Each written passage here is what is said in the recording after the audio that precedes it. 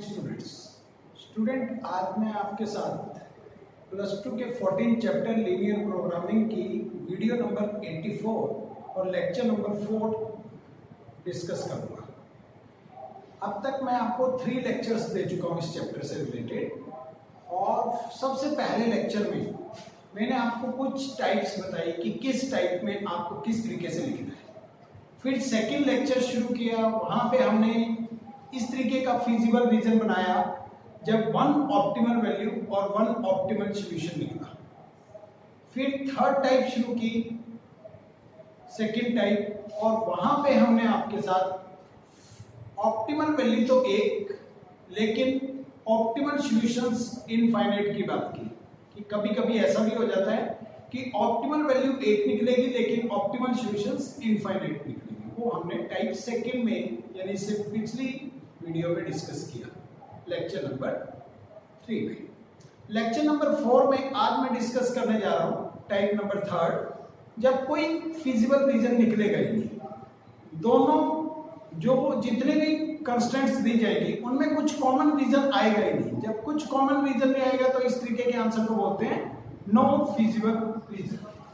तो third type देखते हैं, नो फिजिबल रीजन, इसका नाम रखा हमने। तो इसमें पूरी बुक में 2 ही क्वेश्चन है हमारे पास, एक मैं सॉल्व कर रहा हूं और एक मैं आपको असाइनमेंट में दूंगा। तो क्वेश्चन डिस्कस करते हैं। Minimize z equal to this much subject to constraints, और ये कुछ कंस्ट्रेंट्स दिए गए x plus y greater than equal to 8, 3x plus 5y less than equal to 15, x greater than 0, y greater than 0। तो first constraint हम किस तरीके से बनाएंगे, x greater than 0, y greater than 0, दोनों कंस्ट्रेंट्स को क्लब करके x, y ग्रेटर देन 0 लिख देंगे। इससे हमें feasible region lies in first quadrant की इंफॉर्मेशन क्लियर हो जाती है कि आज अगर आंसर आया तो सिर्फ फर्स्ट क्वाड्रेंट में ही आएगा और कहीं नहीं आएगा। सेकंड कंस्टेंट हमें x plus y greater than equal to 8 दिया गया है, इसको इक्वेशन में बदलेंगे। Corresponding equation is x plus y equal to 8, और जब टेबुलर फॉर्म बनाएंगे तो एक बार x को 0 पुट करेंगे और एक बार y को। ऐसा मैं आपको बता चुका हूं कि हर बार आप टेबल बनाएंगे पेन स्केल से और पेन की हेल्प से बना सकते हैं, लेकिन फ्री हैंड मत बनाइए। एक बार x को 0 और एक बार y को 0। जब आप x को 0 पुट करते हैं तो y की वैल्यू आपको 8 मिल जाती है, जब आप y को 0 पुट करते हैं तब भी आपको x की वैल्यू 8 मिल जाती है। फिर उसके बाद शेड पता लगानी है कि इस लाइन की शेड किधर जाएगी, तो उसके लिए आपको ये फॉर्मेलिटीज करनी है। Put x equal to 0, y equal to 0 in constant. Constant का नाम लिखते हुए आप इक्वल टू का साइन नहीं डालेंगे, यहाँ एक प्रिकॉशन लेनी होती है। और जब आप 0 0 इसमें पुट करेंगे, x की जगह 0, y की जगह 0, तो 0 ग्रेटर देन 8 बनेगा, जो फॉल्स है। 8 लेस देन नहीं है, जबकि 8 की तरफ एरो आ रही है। तो 0 0 अगर ये फॉल्स आता है तो इससे ये सिद्ध हुआ कि 0 0 does not lie in the closed half plane, कि जो भी क्लोज्ड हाफ प्लेन हम इस कंस्टेंट का बनाएंगे उसमें 0 0 लाई नहीं करेगा of the graph of given constants. अब इसका ग्राफ समझ लेते हैं साथ ही साथ। x 0 y का 8, तो y का 8 हमें यहां मिल जाता है और x का 8 हमें यहां मिल जाता है। इस पूरी लाइन को ज्वाइन कर देते हैं और इसका नाम लिख देते हैं x plus y equal to 8। Graph में कभी भी कंस्टेंट्स नहीं डालने, हमने इक्वल टू डालना है। ग्राफ पेपर पे कभी भी कंस्टेंट्स नहीं लिख सकते हम, तो इक्वल टू 8 लिखेंगे। उसके बाद शेड बनाने का टाइम आता है, तो इसमें फॉल्स आया था, तो ये लाइन है और ये 0 0 है, और ये कह रहा है कि मैं फॉल्स हूं, तो फॉल्स की तरफ तो कोई भी नहीं जाएगा, सच की तरफ सभी जाएंगे, ट्रू की तरफ, तो इसलिए शेड इसकी ऊपर की तरफ जाएगी। और फिर थर्ड कंस्टेंट हम शुरू करते हैं। 3x + 5y less than equal to 15, इसको इक्वेशन में बदला। Corresponding equation is 3x + 5y equal to 15।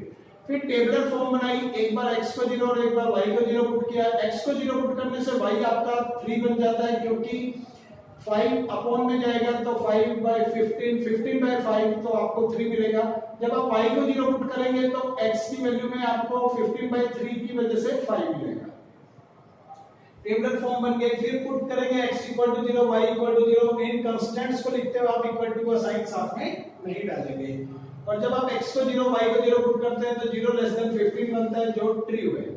तो अगर ये ट्रू बन जाता है तो 0 0 lies in the closed half plane of the graph of given constant.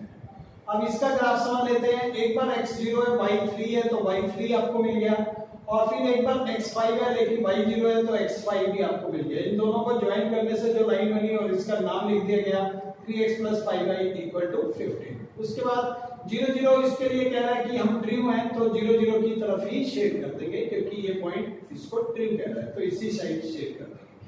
तो फर्स्ट क्वाड्रेंट में इस लाइन की शेड ऊपर जा रही है और इस लाइन की शेड नीचे जा रही है। आने वाले समय में हमें गैस हो रहा है कि ये फोर्थ क्वाड्रेंट में लाइनें कट जाएंगी, लेकिन फोर्थ क्वाड्रेंट में तो हमें रीजन ढूंढना ही नहीं है, हमने तो फर्स्ट क्वाड्रेंट में, तो फर्स्ट क्वाड्रेंट में कोई भी रीजन ऐसा नहीं है जहां पे दोनों ग्राफ लाइंस की लाइंस कोइंसाइड कर रही हो, कॉमन आ रही हो, तो ऐसा कोई भी रीजन नहीं है। तो हमने यही लिखा in the first quadrant there is no common region, कोई भी कॉमन रीजन नहीं है of the given two graph lines, दो ग्राफ लाइंस का कोई भी कॉमन रीजन नहीं है, so there is no feasible region. तो फर्स्ट क्वाड्रेंट में कोई भी ऐसा रीजन नहीं है जहां पे दोनों ग्राफ लाइंस का कॉमन रीजन हो, इसलिए इसका कोई फिजिबल रीजन ही नहीं है। नो फिजिबल रीजन लिख के हमने इसको बंद कर दिया, तो ये रहा नो फिजिबल रीजन।